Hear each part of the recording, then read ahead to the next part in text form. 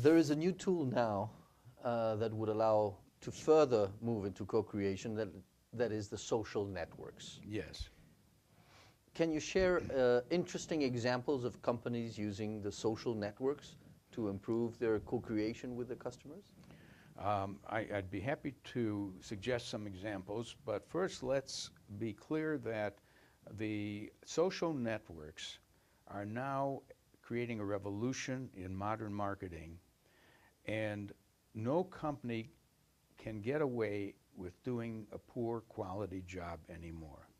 It's so clear to me that in the future we will only have good companies. We won't have the mix of good and bad companies. Now, by a bad company, I mean the kind that can seduce you into buying something, and you buy it and you're disappointed and you wonder. But then in the old days, you couldn't tell many people. You could just tell your wife and family that you bought the wrong car. Today, we could broadcast because many people know 1,000 other people through LinkedIn or Twitter or whatever. Or Facebook. So only good companies can survive because every company's in a fishbowl. Now, with respect to the idea of social media, companies that are alert, they don't want to shift their whole promotion budget to social media. That would be a mistake. When you have a great campaign with an advertisement, a TV commercial, it can work wonders. So you keep traditional media, but you shift maybe 10% of the money. One company shifted 50% overnight into the social media, and there was a mistake. Because you got to learn what works first. So you shift 10%, you hire a nerd, you put in your marketing department a geek. Now, I love those words because I'm a geek and I'm a nerd. And these are people who love the new social media. And then you try it out. Now, the social media, here's what I think works a lot. I think what works a lot is Facebook. So you have to have a presence on Facebook. Many companies are on Facebook, and I can tell you how they use them. You ought to be on Twitter. Yes. You ought to be on LinkedIn, and you should be using YouTube. Okay. And there's a few more things, of course, but get a presence on these media. You said Facebook. I'll tell you how to use it. Can you share that? Well, Coca-Cola may have a page on Facebook, and you're just entering a kind of community of people who love the product, and they tell you things about the product's history. They want you to send in comments and maybe your best episode ever with Coke, some memorable experience. Mm-hmm. It's a way of engaging people to share stories and the interest in that product with other people who also go to the same site. Do you think that impacts on sales? It certainly leads to retention of customers, and the real question is it measurable?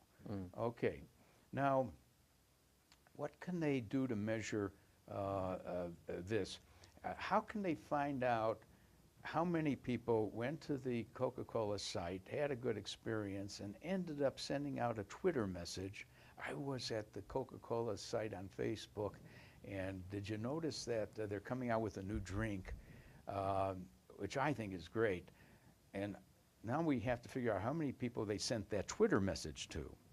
And then we should find out by checking on some sample of the Twitter receivers of that message, did they pass it on to others, or look at the Facebook site on Coca-Cola? It's not easy to do, but you should have a little faith in that if there's been an entertaining, involved experience, that some talk was generated. We talked about marketing 3.0, the marketing of sustainability, society, caring for something, the marketing of the spirit.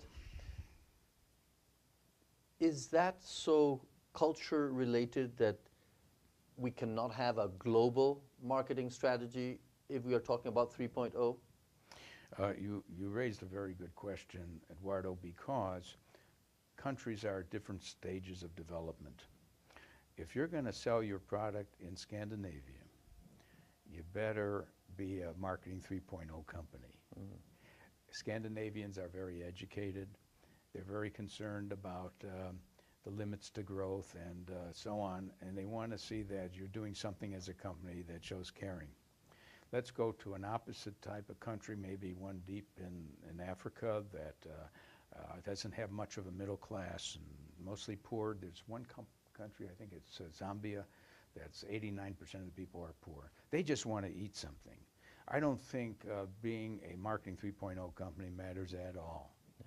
So that's the answer to the question.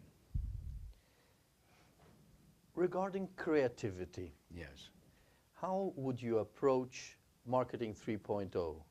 How would you embed new creativity in a Marketing 3.0 strategy? Well, first of all, I want to distinguish between being authentic and inauthentic.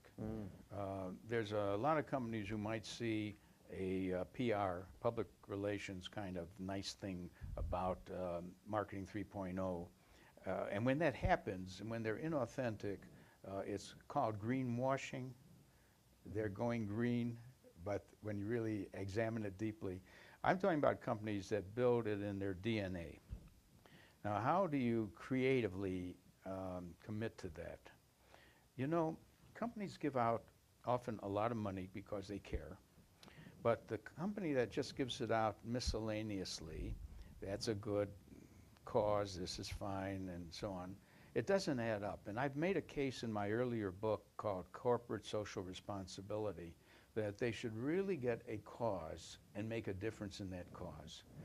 Avon, the direct marketer who sells mostly to women, said that what really counts and what worries women, or again, look at the whole person, ask what their life concerns are, is breast cancer.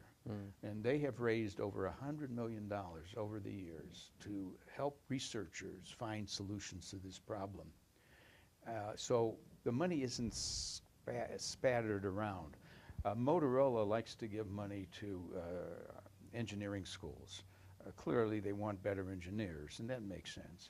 So we examined 40 companies that really have a cause. And why shouldn't a company do that? A company is such a strong engine machine, economic engine machine. They should, of course, focus on their core products and services, but they are also so much better than government and even some NGOs to make a difference. Yes. And we admire those companies. IBM does a lot of that. GE does a lot. They care.